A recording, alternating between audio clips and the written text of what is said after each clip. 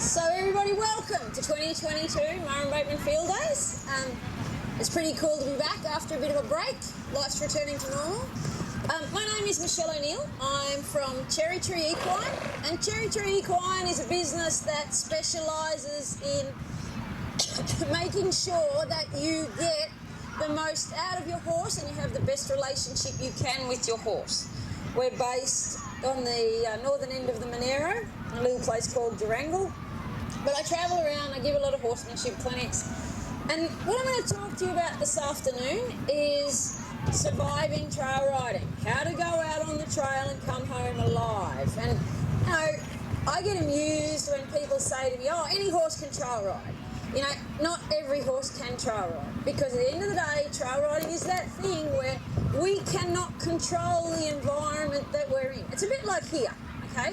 You guys can see, you know, this old horse, there's a lot going on, there's sideshows and flags and things. And, you know, it's a bit like being on the trail, okay? When I'm out on the trail, I can't stop kangaroos from jumping around me, and I can't stop wombats from flying out. And if you live in a built-up area, on some of like these areas around here, if you go ride at places like the Arboretum in Canberra, you know, you can't control what goes on there, okay? You can't control the push bike riders that come flying through, or the bushwalkers, or the dog walkers. You know, there's lots of things in those environments that you have no say over. Whereas if you're at home, riding in your arena, you know, apart from the odd thing that can happen, mostly you're in control of the environment. So how do we ensure that we come home from every trail ride alive? How do we ensure that we come home safe and sound, and that our horse comes home having enjoyed the experience and being relaxed? Well, of course, like most things you do with your horses, foundation is the key. If you have a good foundation on your horse, if you have worked on your horse and got your horse soft and responsive and listening, chances are when something does go wrong, there's less chance of you getting hurt, there's less chance of your horse taking a fright, and there's less chance of you wishing that you had never gone on that ride.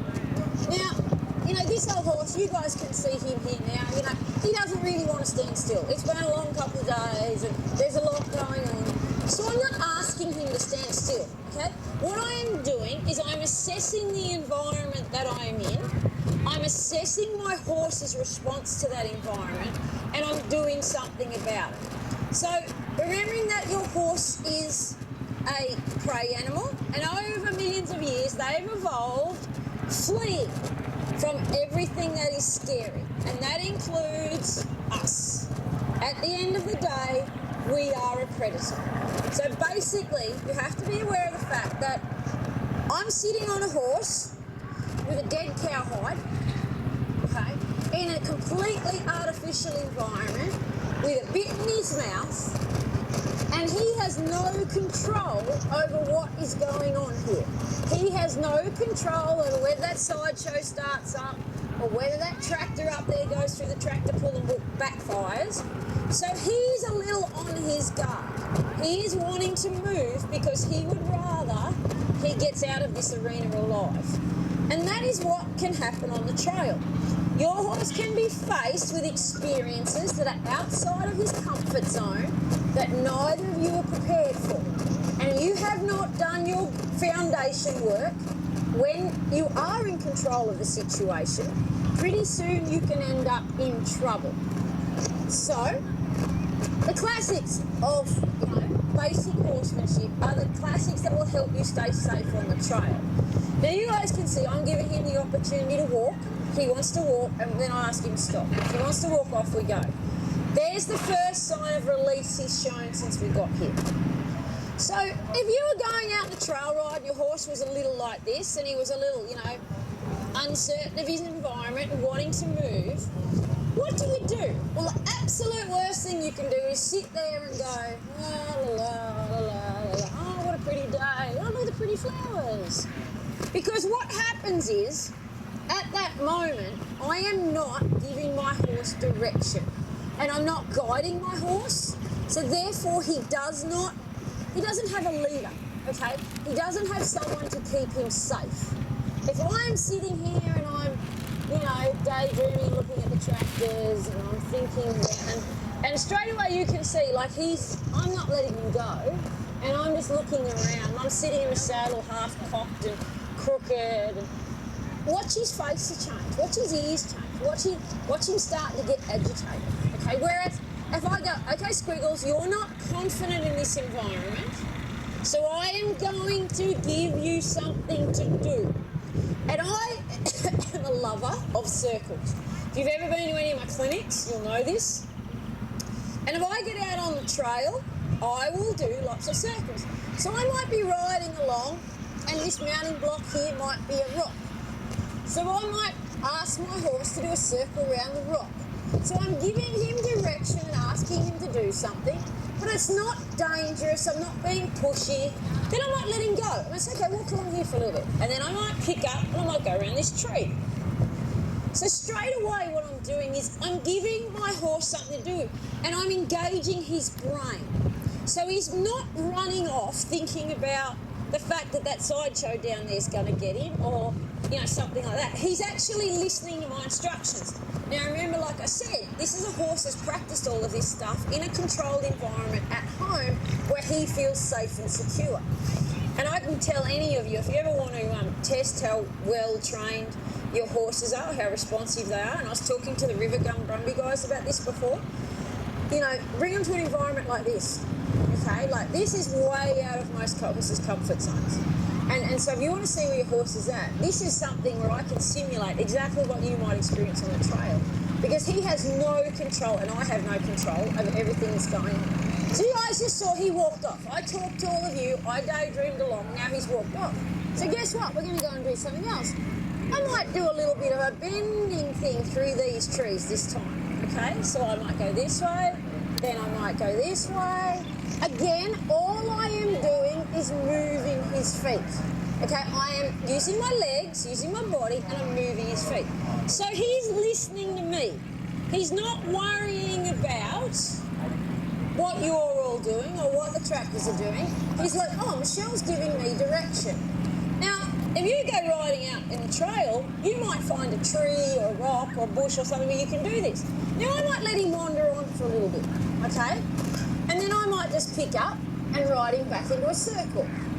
So I'm not letting him get strung out to the point where he feels like nobody's home up here. He needs to know that there's somebody up here to take care of him. Now I'm letting him go now. You guys can see he's headed straight to the gut, okay? He knows that is the way, and he's getting faster. So guess what I'm going to do? I'm going to pick up and put a turn into him. And this is something that some people will experience when they get on the trail. If they drop their reins and start to do nothing or relax, or flick their reins, the horse might get faster and get wound up about it. So, and this is a classic when riding home. And one of the reasons why horses tend to rush when you're riding home is because he knows damn well his paddock mates are back over there. He knows that's the gate, and he knows that's the way home to where he gets to rest. So you guys can see he's rushing. I bend him, and I send him back the other way.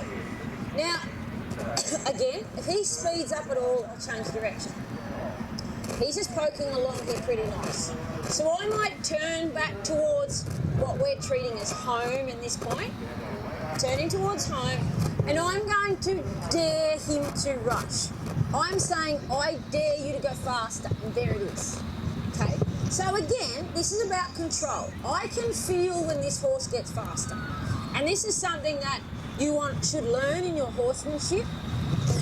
You should be able to feel the speed that your horse is travelling. So here we go, loose rein, we're headed to home. This is okay. I don't mind this bit. You guys can see he hasn't got as fast as quickly. Now he's starting to get faster. So I'm going to turn him back away from home. Now, you can see, as soon as he turns away from home, he slows down. Straight away. I'm going to let him stop here. Remembering, all the time, your horse learns from the release of pressure. And what is the release of pressure? Doing nothing. Now he wants to go, so I'm going to let him go. Now, I turn him back towards home again. Is he going to rush? and I wait. And I sit here and I wait. And I feel for the speed he's going. Now that's okay. Now we get a little faster.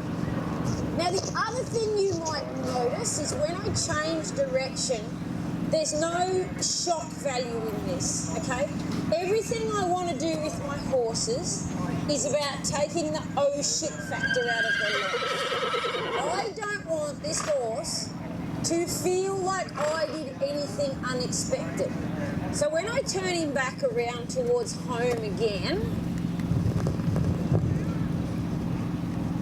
when I turn him this way and I wait for him to get faster, you watch what I do with my hands.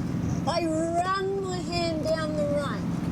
Do you see how I gently guided his nose back? There was no snap, there was no pull. It was just gentle and turn. Because the last thing you want to do when you're doing an exercise like this is get down here, and when the horse starts to get faster, you snatch on his face and pull. Because why is he going to oblige and help me when I'm scaring him? Like, I want him to slow his feet down. If I startle him, his natural reaction is going to be to go faster. Remembering, every animal has 3 responses: flight, fight, or flee. Now, most horses won't flight, fight, or freeze, sorry. Most horses won't fight. Most horses, unless under complete duress, won't freeze. Their reaction is flight. Their reaction is to run and to go faster. So if I let him go like this, and then I scare him by snapping on his face, and I won't do it, but you can imagine, why would he slow his feet down? Because as he gets to that point each time, he's going to remember that I snapped on his face and startled him even more. And I want him to not be startled, okay? He'll be startled if that parachuter up there comes down here. So you know what I was saying about not being able to control the environment? There you go. I don't know if it's a paraglider or a paraglider, something. Yeah. Good, as long as it stays over there, I'll be really happy. Okay? So, again, taking the oh shit factor out of his life. No snapping, just guiding.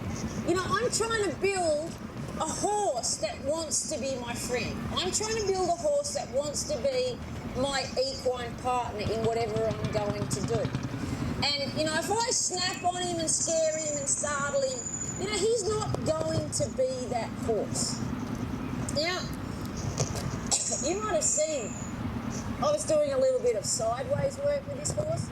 You know, part of staying alive on the trail is making it just part of your training program.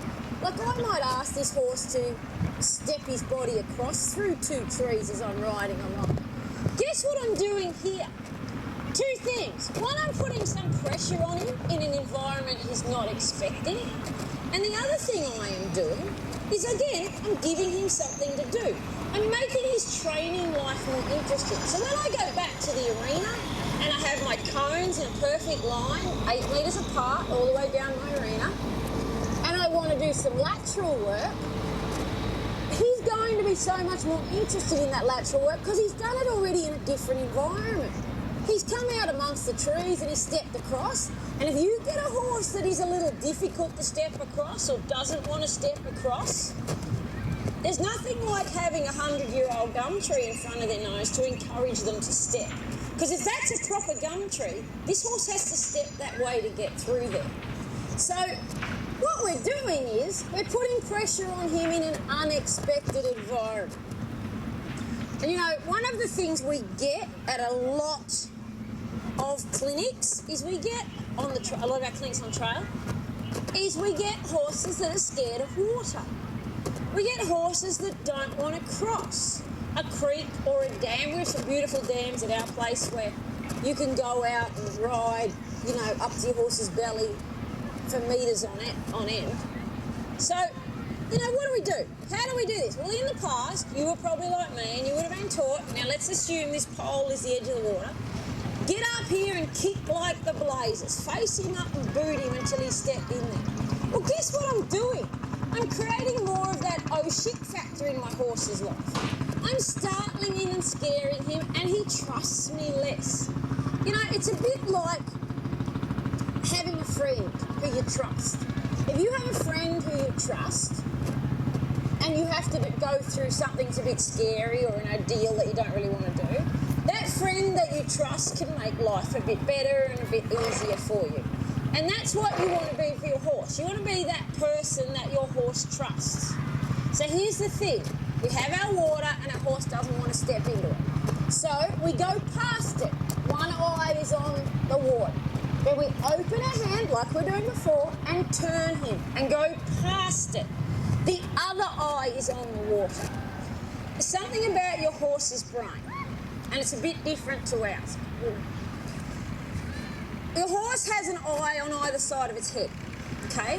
What then happens is, if your horse is seeing something out of one side, okay, and any of you who've ridden in arenas where there's that scary corner might understand this, your horse will see something out of that side, and then you turn this way, and you go back, and suddenly your horse is seeing that same scary thing out of another eye. It's like they've never seen it before. But if I show you something scary on the right side and then I show you something scary on the left side, it makes no difference. You've registered it. It's got to do with the fact they're a flight animal. Their eyes are on the sides of the head. So right now he can see our water with his right eye. I turn. Now he can see the water with his left eye. So he's only seeing the water with one eye at a time. We turn. Now he sees it with the right eye. There is just the briefest moment through the middle where he sees it with both eyes. So turn, left eye. Now, what does this do?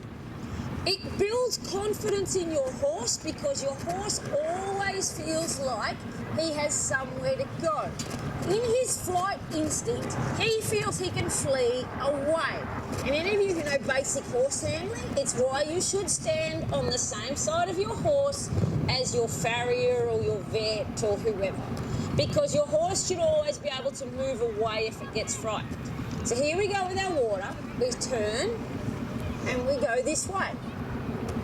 Now, what happens is, eventually, your horse will turn and he might just put one foot in the water. Now, if he wants to stop at that point, you can let him stop. If he doesn't want to stop, let him keep going, okay? And then you repeat. And you turn, and he might put one foot in the water and go back the other way. And then you repeat the process. And this time, he might put 2 feet in the water. And then you just let him go away from it. Okay, you don't have to hold him there.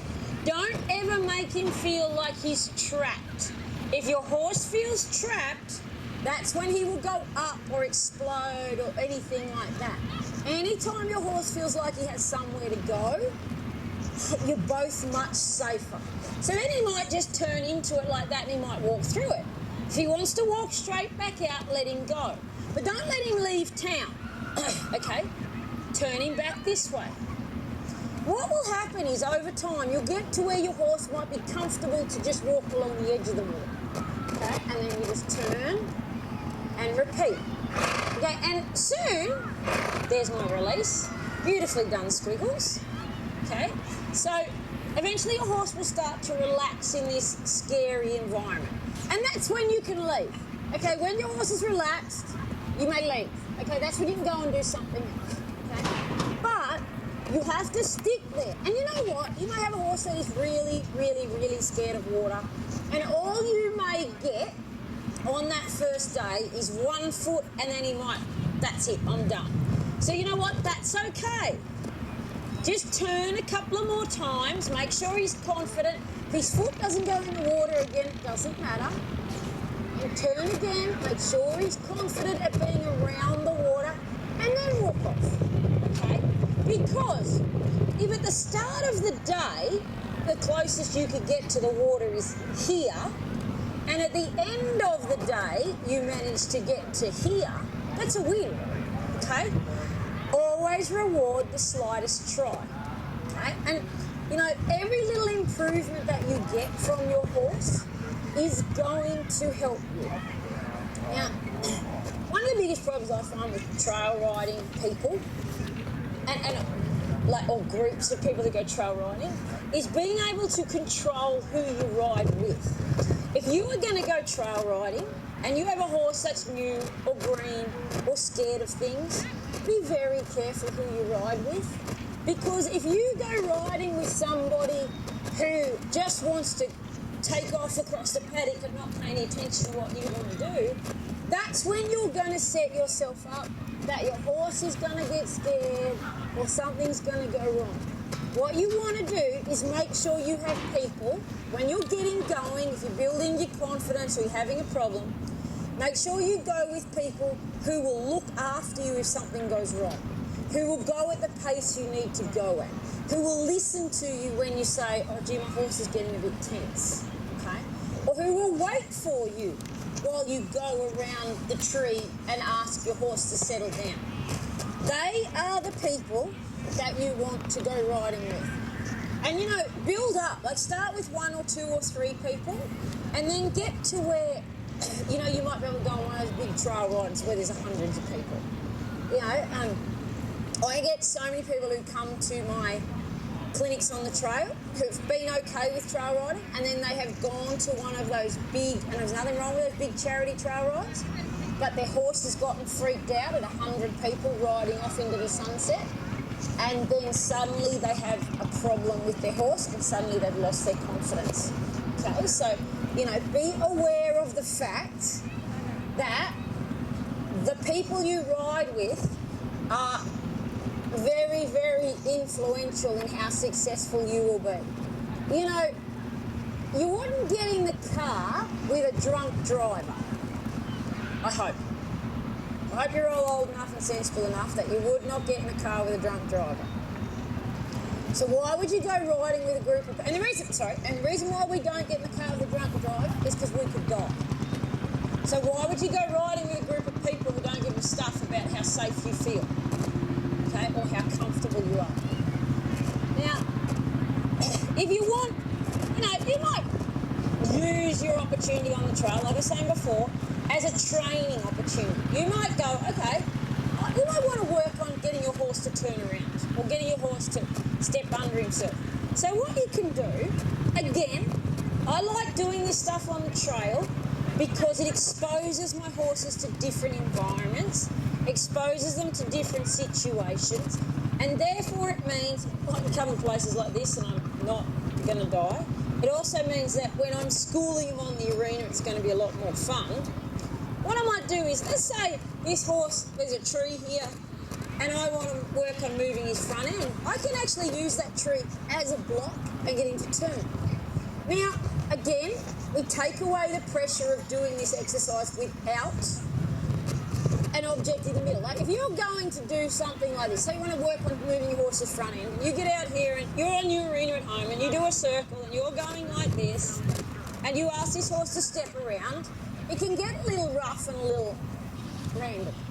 But if you've got an object to focus on, if you have an object that you can use as a central point, you can actually put a little pressure on your horse and ask him to step, and that tree is going to make him move, help him move off your leg.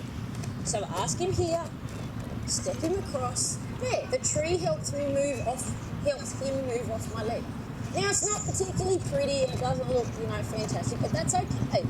I'm only giving myself and my horse something to do to build his confidence in going on the trail, but also to build his confidence in training at home. Okay, so again, ask him to step across here, push him across, go the other way. Now, one of the reasons why I love circles is I'm massive on perfect circles. I'm massive on being able to ride a perfect circle. And you guys have seen, I spent a lot of time during the demo just riding one-handed. Okay, now this old horse has obviously ridden a lot of circles in his life because I can ride him along like this and he will keep mostly tracking where I want him to go. You can also see he relaxes because I haven't got hold of 2 reins. One of the things I love about circles, and if you've got an object like a tree in the middle, it enables you to practice this, is a circle. If you are riding a circle correctly, you are so focused on where your horse is going every step, you don't have time to think about anything else. So let's say if the tractors up there started backfiring, and I'm here riding my circle, and I am looking ahead. When you ride a circle, you should always look ahead. The tree is only visible in the periphery of my eye, okay? I'm looking at where his footfalls have to go every stride. And I am feeling for where his body is going. And I'm feeling there, he wanted to step out, he goes straight. Now I've got him on the circle. Now I'm completely focused on the circle. Now guess what he has to focus on if I'm focused? He has to focus on the circle and what I'm doing, doesn't he? Because if I look up and look at all of you, you're watching, you might wander a little bit. But if I'm looking here and I am completely focused on what I'm doing, look at my body position. Now, if you're getting a bit scared on a trail ride and you start this exercise, I'll guarantee you're not going to have time to worry about whatever you were getting scared about. You can only think about what your horse is doing. Like he steps wide, so I put my leg. Now, I'm not going to go through the logistics of riding circles today, okay? Because that's for another time, another place. But what I want you to understand is the more focused you are on a job, the more focused your horse is on a job, and the less chance there is of him getting concerned and taking over. And what you always need to be aware of the fact is, why do most horses take fright? Because we see something that scares us and we go, ooh. And what does the horse do? He goes, oh shit, what's she scared about? What's worrying her? Like, why did she jump? And it's that focus thing that brings us unstuck. And any of you who've ever seen something scary on a trail, like a wombat, okay, let's pretend the orange mounting block is a wombat. If I'm riding along and there's a wombat on the edge of the trail, most horses don't like wombats, understandable. Riding along here and there's something scary and there's a wombat, where are you going to look? You're going to look at the wombat. And as you look at the wombat, you're going to start going to the fetal position in the saddle, which in this case is grabbing hold of the reins and wrapping your legs around. And look at this old horse. Straight away he goes, I don't know what you're looking at and what you're doing, but suddenly I'm concerned. But if I come across a wombat on the trail, and instead of looking at the wombat, I look dead straight ahead where I want to go, and I ride there, guess what happens? My horse feels that. My horse is, like all my horses are trained to go where I look, okay? That's how I ride them. So if I'm riding along and there's something scary there, and I keep my eyes where I want to go, I keep my eyes focused on where I'm going. You guys might notice he headed straight to that sideshow, and apart from wanting to rush out the gate, he's not even worried about the sideshow because he was completely focused on what I was doing. So this is the thing. It might be a scary creek crossing. It might be a tree. And we had something funny happen at home recently. Mum and I were riding, and we're on a track that we use quite often, and I was riding another horse and leading a horse, and she was riding a horse and leading this horse. And we came across a tree that had fallen over, and these horses ride through this bit of track, I don't know, once a week at least. And the mare that I was on, she came around the corner, this tree was on the ground, and she went straight into panic mode. Because remembering, your horses notice, they notice anything that's different, and they are scared of anything that moves and makes a noise. So this man knew that this tree shouldn't have been there, and she went straight into survival instinct and panic. Well, all I did was I kind of glanced and went, oh yeah, there's a tree down, and then I put my legs on, horse in tow, and I looked dead ahead and I kept riding. And guess what that mare did? She rode straight past. Okay, because she went, well, Michelle's not concerned, so why should I be? So remember, if you are going to look at something and take fright of it, the fetal position of horse riding, which is this, is never good. And I can cook, like I can heat this old fella up straight away by doing it, okay? Because I get sitting forward and I grab his face and he goes, what is going on? But look what happens when I drop the weight and I sit down and put my bum in the saddle and I relax. So, guys, that's just a few of the things that, you know, I think will help you survive your trail riding experience. But the other bonus to all of that is not only will it help you survive your trail riding experience, it will actually help you, you know, help you with your training. Make your training better, you know, get you going better. Look, he's like, please, if I get out here, can I get out of this job? You know, it's about making life a bit more interesting for you and your horse. But guys, please, if you have any questions, come and see us. You know, some of you know we've got a giveaway going over the weekend. If you join our email list, we send you a newsletter once a quarter with what's going on and what's news, where we are, anything interesting that might have happened. You know, you can follow us on all our socials, but, you know, we're more than happy to talk to you about anything you're having trouble with. And, you know, it's nearly the end of another field days for the year. Finally, we've got back here, so hopefully we'll see some of you at Equitana next month. And if not, we might see some of you down at Outside. So have fun. Thanks, guys. Always up.